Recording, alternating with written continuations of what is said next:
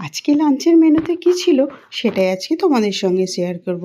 আর আজকে লাঞ্চের রেসিপিটা কিভাবে বানালাম সেটা দেখার জন্য তোমরা পুরো ভিডিওটা দেখতে থাকো। আশা করি তোমাদের ভালো লাগবে। আমি এখানে নিয়ে নিয়েছি 500 সাইজের দুটো ইলিশ মাছ। ইলিশ মাছ দুটোকে প্রথমে ভালো করে পরিষ্কার করে কেটে নিতে হবে।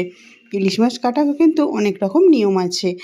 ইলিশ মাছগুলো কাটা হয়ে গেলে দেখো আমি সুন্দরভাবে কলে পরিষ্কার করে 2 থেকে 3 বার ধুয়ে নিচ্ছি। তারপরে কিন্তু আমি পরিমাণ মতো 4-5 টুকরো নিয়ে ইলিশ মাছগুলোকে ভেজে নিয়েছি।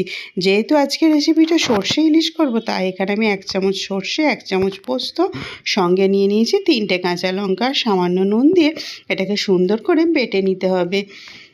মিহি করে কিন্তু এটা বাটতে হবে। ওদিকে কড়াইতে পরিমাণ মতো তেল দিয়ে দিলাম, সঙ্গে দিয়ে দিলাম কালো জিরে ফোড়ন। কালো জিরে ফোড়ন দিয়ে একটু ভাজা ভাজা করে নিয়ে এর মধ্যে দিয়ে দিলাম কিন্তু পরিমাণ মতো জল। এটা কিন্তু একদম সহজ পদ্ধতিতে বানানো।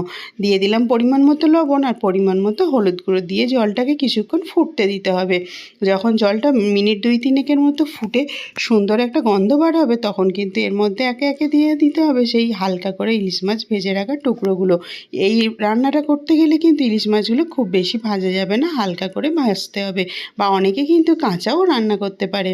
মাছগুলো দিয়ে কিন্তু আমি 10 থেকে 12 মিনিট সুন্দরভাবে ফুটিয়ে নেব। আর ওপর থেকে দিয়ে দিলাম একটা কাঁচা লঙ্কা, ফ্লেভারটা ভালো আসার জন্য।